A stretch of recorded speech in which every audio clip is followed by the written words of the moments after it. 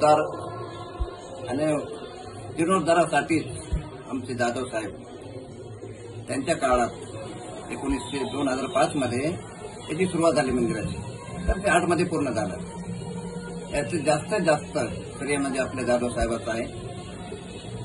आणि नेहमी येत असतात, ते नेहमी जात असतात, नेहमी करता येणं मुलाखत देत असतात. आल्यापर्यंत आम्हालाही भेटतात. आम्हाला इथे कमी कमी 18 वर्ष झाले येऊन. तेव्हापासून जाधव साहेब सुद्धा इथे येतात नेहमी करतात.